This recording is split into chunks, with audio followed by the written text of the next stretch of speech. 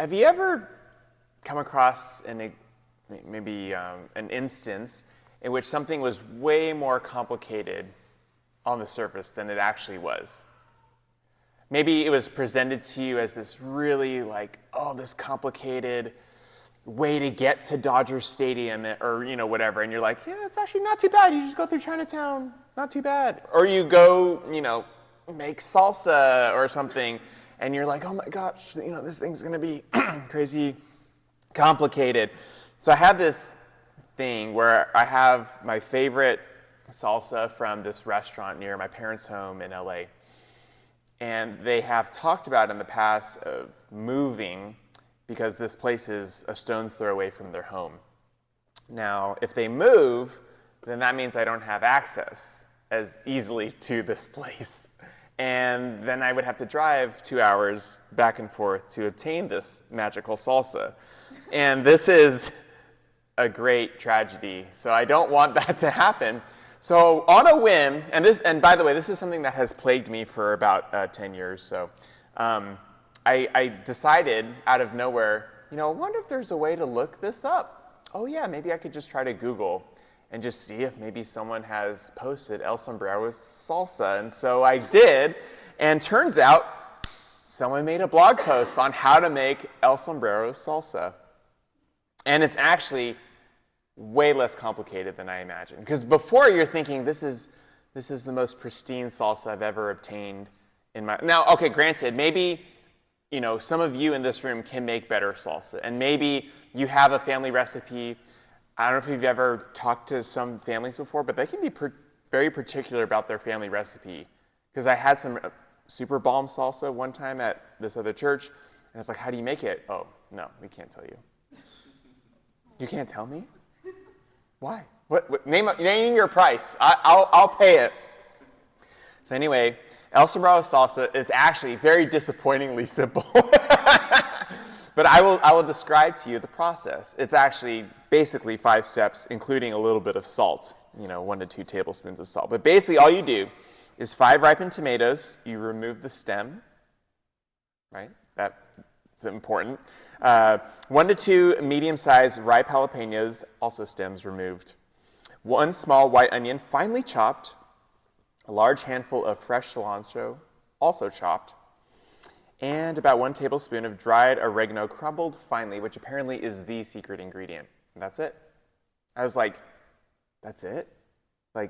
I had upheld this salsa as one of the best I've ever had and my favorite salsa of all time, and that's it. Yeah, it's that simple. It's amazing how simple things can be when you really break it down. Sometimes things are presented in the Christian life as very complicated. For instance, how to expand God's kingdom. Sometimes we create long lists of how to do that. Sometimes people will say, well, you got to go to seminary. You got to go to, Christian education, wear a suit and tie. You need to memorize the Bible. You need to learn Greek and Hebrew and maybe Aramaic. You need to, do all these things that give you the best possible opportunity, right? And that's all well and good to do some of those things. It's good to memorize scripture. It's good to hang out with other Christians and try to be missional and try to find different creative ways of reaching people. Great. However, expanding the kingdom is very simple. So simple even a child could do it because God often uses children to do that. So we're going to make this very, very simple. We're going to make expanding the kingdom of God very simple. And the way we're going to do that, explain that, is looking at the book of Acts in chapter 9. Go ahead and turn there. And we're going to take a look at Peter's ministry. We are going to look at verse 32, starting there.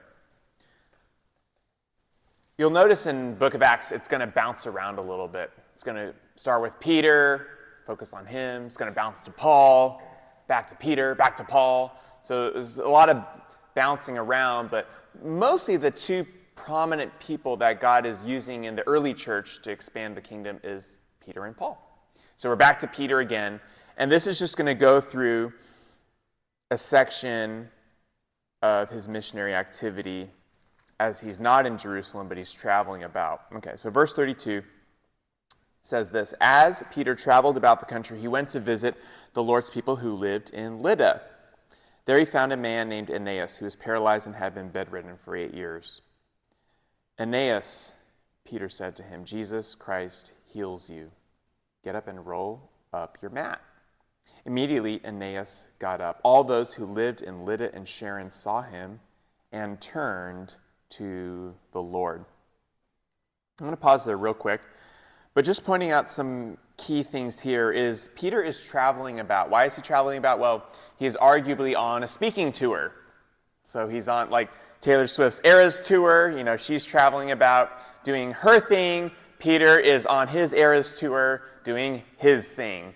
And so he is traveling about all these cities. He's telling people about the gospel, encouraging the churches, and people are being blessed by it. So one person that he comes across amongst, it says he's visiting the Lord's people, so he's obviously traveling to different local churches.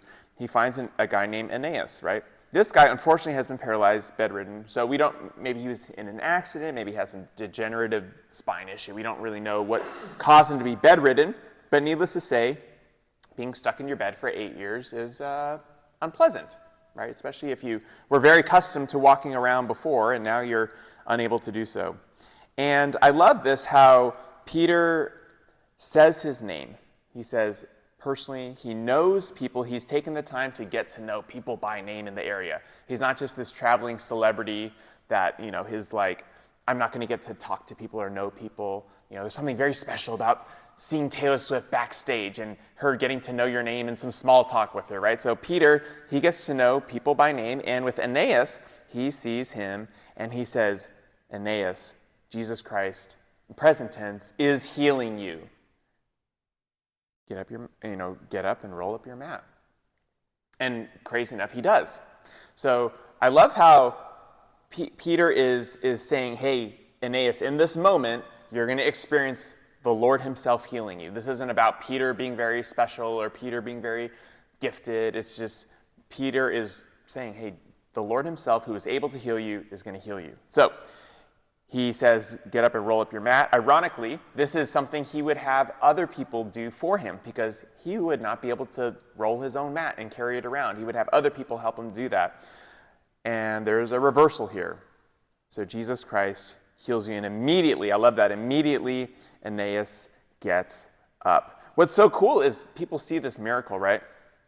They see the miracle, who were living in these cities, they saw him, and they turned to the Lord. I love that. There's a turning to the Lord. People noticed it. There's something miraculous happening among the people of God, and they're like, whoa, I knew that guy was not able to walk for 8 years, unless he was faking it, unless he was just chilling on his bed and somehow wanted to avoid taxes, or I don't know what. This guy cannot get up, right? So amazingly, it says all. Take a look at that. Think about that. All people in these cities came to Jesus. That's incredible. So this miracle was so profound, it actually converted entire cities. That's amazing. Like what a supernatural, instantaneous, widespread, powerful impact, right? That didn't take very long either. Okay, now let's keep going. We're going to do verse 36 to the end of chapter 9. So in Joppa, there was a disciple named Tabitha. In Greek, her name is Dorcas.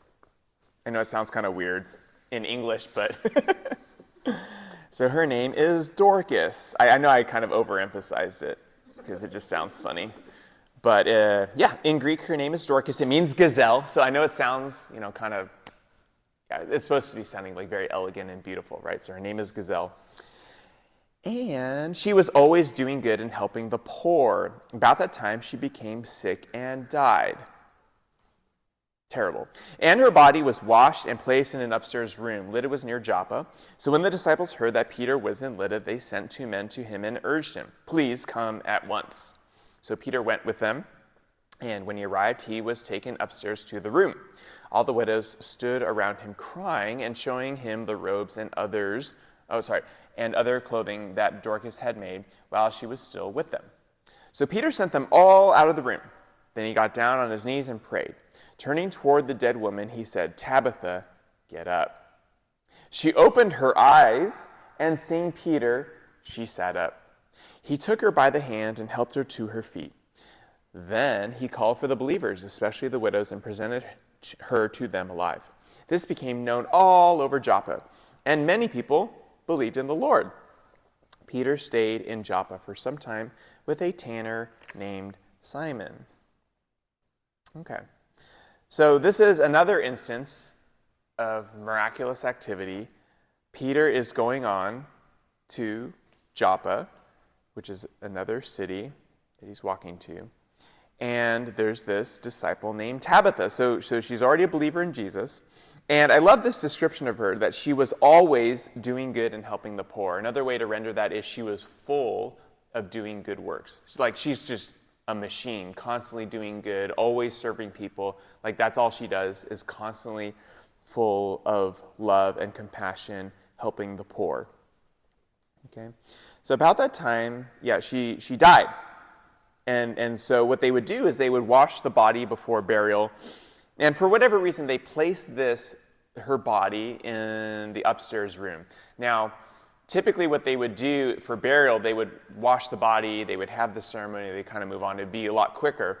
But we don't necessarily know why she's placed in the upstairs room. Some people speculate maybe it was a symbolic act that some people culturally would do to sort of signify like, hey, she's with the Lord now. Some other people think, well, this is temporary because we're anticipating that maybe she'll come back to life, but the text doesn't necessarily indicate that is expected. So for whatever reason, they wash her body and they place in the upstairs room. Okay. So Lydda was near Joppa, and then they heard that Peter was on his Eras tour, right? So they're, oh my gosh, Peter's here. We need to get his attention.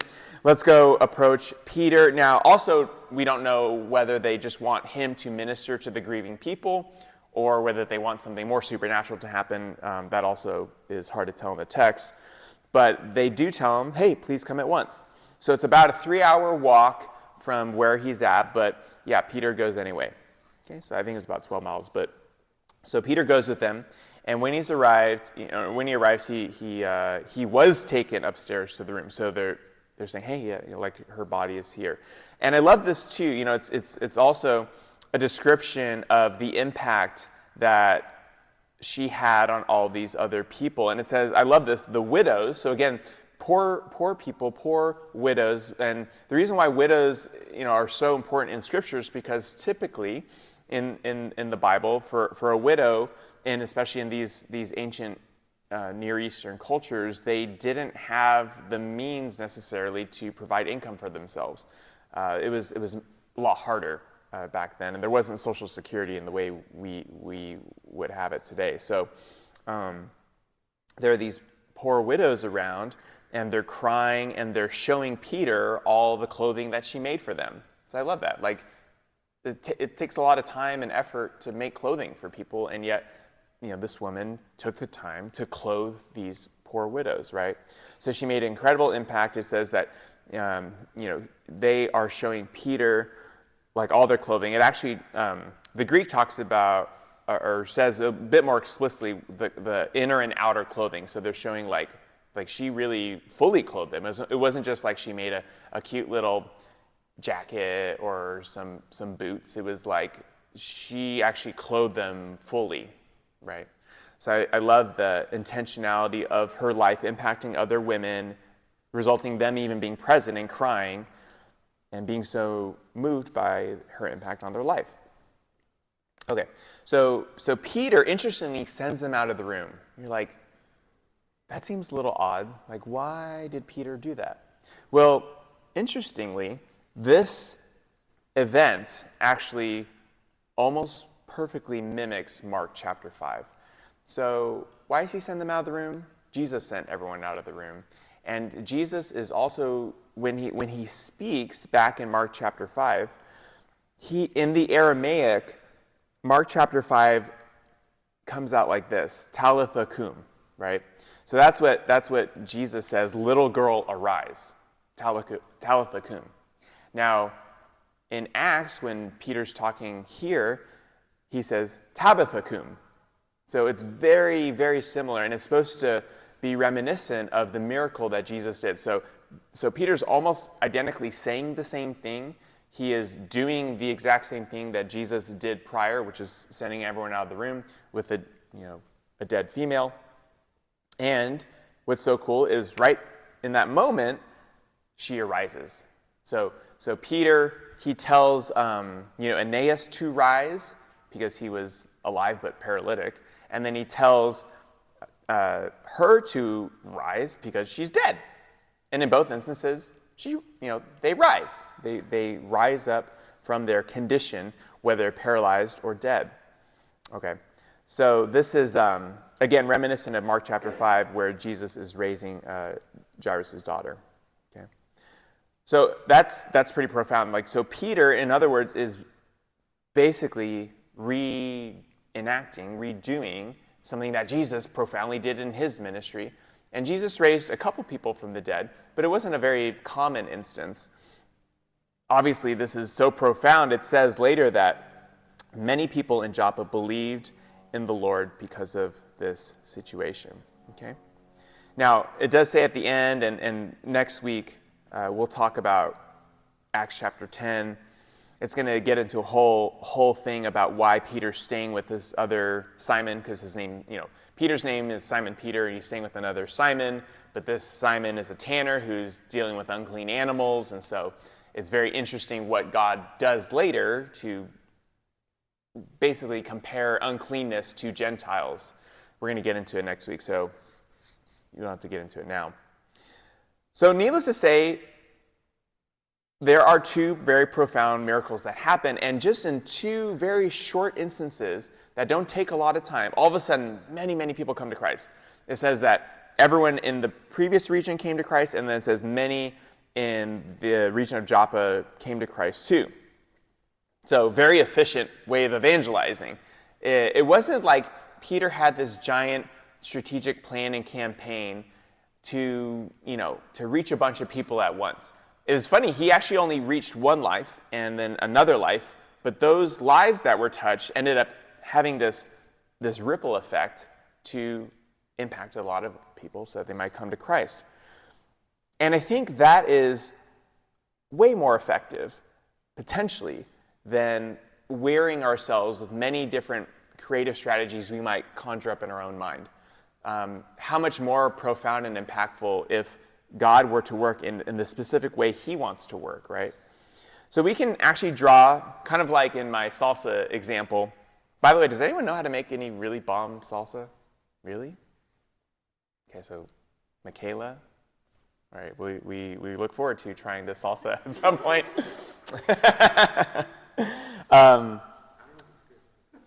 You don't know if it's good? I like to be humble. I love it. Beautiful. So it's kind of like there are 5 ingredients to this salsa I've hyped up so much. And if I ever bring it and you try and you're like kind of mid, I don't know, like not that great, you won't hurt my feelings. Like I understand, different strokes for different folks. So, but and maybe it is nostalgia too. I'll give it that. Maybe it is kind of that as well. But so just kind of like there are 5 simple ingredients for this hype salsa I'm talking about. There are also 5 ingredients to making an impact on other people for the gospel. So very simple, just kind of like you just need cilantro, oregano, tomatoes, stuff like that. Here are the 5 ingredients that we get from this passage on how to make an impact for other people. Make it very simple. 1 is to minister and be ministered by the people of God. So you'll notice how Peter's already focused on the people of God. He's there.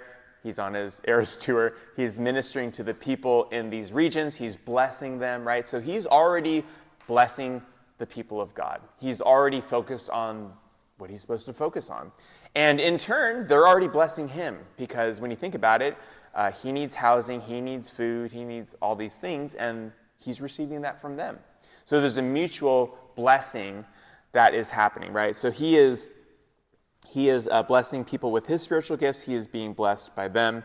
1 Peter 4:10 says, each of you should use whatever gift you have received So in other words, like from the Holy Spirit, whatever gift you have received to serve others as faithful stewards of God's grace in its various forms. So it's actually God's will that whatever he gives you as a gift, to use that to bless other people. That's what he wants for us, right? So Barna has mentioned that about 50% of Christians don't really know what their spiritual gifts are. Our hope for our church context is that everyone knows what their spiritual gifts are and also have means and opportunity to be able to use those things. So that's a work in progress for us. So don't be ashamed if you feel like you're in that camp. So we're working on it. But needless to say, Peter was already using his gifts as a Christian. Not just the fact that he's an apostle, but he's using the gifts that God has given him, and we are to do the same. And so, in other words, Peter was already properly positioned in not only the right geographical place, but also the time and circumstances that led to him being able to make an impact, right? And so, in other words, for us, it's so important that we are a part of Christian community, not only for our ability to benefit other people, but so we might also benefit. So Hebrews 10:24-25 says, "Let us consider how we may spur one another on toward love and good deeds." Right? So kind of like you're spurring a horse, to make it go faster. You're encouraging other people to do love and good deeds. So not giving up meeting together as some are in the habit of doing, but encouraging one another, and all the more as you see the day approaching.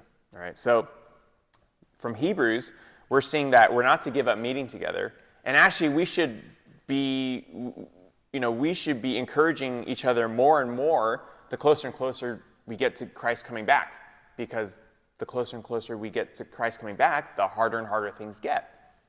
The Bible talks about that at some point there's going to be like the days of Noah, and what that means is that there's going to be pervasive evil, right? And we obviously see pervasive evil, but the point the Bible is making is that there's going to be progressive, more and more pervasive evil as the day approaches for Christ's return. Okay, so in other words, so we're going to minister and be ministered by the people of God. That will position us well to make an impact on others for the gospel. Secondly, number 2, reach one person at a time. Sometimes we try to focus on big campaigns of how many people we can reach in a short period of time. And I'm not going to diss like any of like the previous giant revival movements that have happened before, because God has used those, and I believe God initiated those. However, I don't necessarily believe those are the norms. That's not how most people will come to Christ. So far, even if you look in the book of Acts, it's usually one person at a time that gets impacted. So we're talking the paralytic at the beautiful gate, right, that Peter and John interact with. He comes, or he gets healed, and that results in thousands of people coming to Christ, right? Or you have the Ethiopian eunuch Philip talks to, and then he comes down to Ethiopia, and I don't know if you know much about the history of Ethiopia, but Ethiopia has been predominantly been a Christian country for many, many centuries, and that was because of the Ethiopian eunuch they traced their roots to. Okay, and with Paul, same thing. God meets Paul individually, and that results in him preaching the gospel right in Damascus and staying up there for a couple of years. Okay, so again, not dissing revival movements, because God has used like the John Wesleyan revivals, Billy Graham revivals, of course even in Peter's sermons, right? 3,000, and then another 2,000 people come to Christ. So not dissing that, not ruling those things out. But believe it or not, over 90% of believers say they've come to Christ because they've had a personal relationship with a Christian. That's how a vast majority of people come to faith. Obviously, I think we still need to do evangelism things like, putting stuff on YouTube or radio or, stuff like that is totally good and welcome, and people come to Christ that way. A vast majority, though, of people do come to Christ because of an existing relationship with someone who loves Jesus. And what's cool is that it's an easy discipleship pathway. It's hard to follow up with strangers, much easier to follow up with friends. And so when we have a relationship with a friend, they come to Christ, perfect. I'm already going to be following up with you because I'm your friend. It's kind of built in that way. So in other words, we are going to try to focus on individual one life at a time. Right? And Charles Spurgeon, he says this quote, I love this quote, "If the kingdom is ever to come to our Lord, and come it will never come through a few ministers, missionaries, and evangelists preaching the gospel. It must come through every one of you preaching it in the shop, when walking abroad, and by the fireside." So Spurgeon's saying, hey, like the kingdom of God is primarily going to come from interpersonal interactions you have with each other as you go about life. Whether you're at the shop or by the fireside. In England, I mean, we don't really do that a whole lot. I don't know. Is there a shop around here? I mean, a coffee shop. Okay, there you go. Yeah. When I think of like 1800 shop, I think of like the shoe shop or something like that, where they fix your shoes, and I don't know, like a horse shop where they put things on horses, I guess. But anyway, that's neither here nor there. So anyway, yeah, we focus on one life at a time. Who is one person in your life God is leading you to make an impact for the gospel? Praying for them, being intentional with them, listening to them, asking them questions, even sharing a bit about your own story, right? Okay. So, thirdly, already be on mission. Because Jesus already commissioned us, right? Matthew 28, go into all the nations, baptizing them in the name of the Father, Son, and Holy Spirit. So Jesus has already said what we're supposed to do, right? Now, it's kind of like being on the battlefield or in a gunfight, something like that. And let's say your partner or fellow soldier is just like playing Roblox on their phone, like while the gunfight is happening.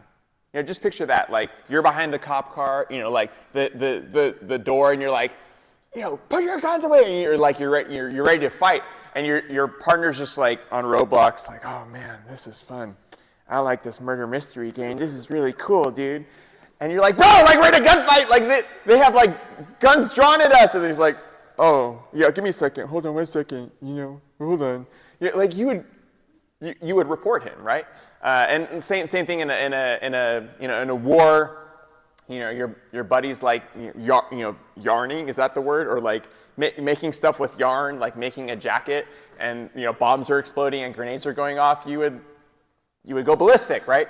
So same thing, and that's like the equivalent of the Christian life and being on mission now. We're in a war. We're on mission. We've already been commissioned, right? So we are supposed to be doing this. Okay, so this is our mission, is to make disciples. And there are a lot of objections, like I need to play Roblox and do yarning. I mean, those things aren't bad, but some of the objections you might hear are, I just don't have enough time, I don't have the talent for it, I ran out of resources to do so. But those are really things, I think, to second guess. Those are things to pray about and reevaluate, because if you are alive, that means you're not dead, and if you're not dead, then you're still on mission, right? So the only time you're not on mission is when you're in heaven. Okay, so we have a job to do, even in the midst of our present condition. Okay, so and how beautiful is it going to be one day, in heaven, and there are going to be people that God used you to bless other people with, and those are the people, like, oh my gosh, like this person came to faith because God used me to share with them about Jesus. Like that's awesome. That's going to be incredible. What an amazing moment that's going to be, right? So we're already on mission, and so Peter was already intentionally trying to make disciples. 4, be willing to be interrupted. Be willing to be interrupted. Sometimes we don't like to be interrupted. But I think it's good to always have a posture of being willing to reconsider something that you didn't plan for. Okay, and this is, we see it in the Gospels too. Jesus is constantly interrupted. So he even in Mark 5, we just talked about it, where he raises Jairus' daughter. It says that he was on the way to heal the daughter, but there's a woman who's bleeding, and she reaches out and grabs his robe. And then he feels power come out from him, and he's like, who touched my robe? And he pauses. He pauses to address her, talk to her, heal her. And, some people in that moment probably were like, hey, dude, like, you have this girl, she's dying. Aren't you going to save her? And Jesus is not in a rush. He's interruptible, and he heals that woman, right?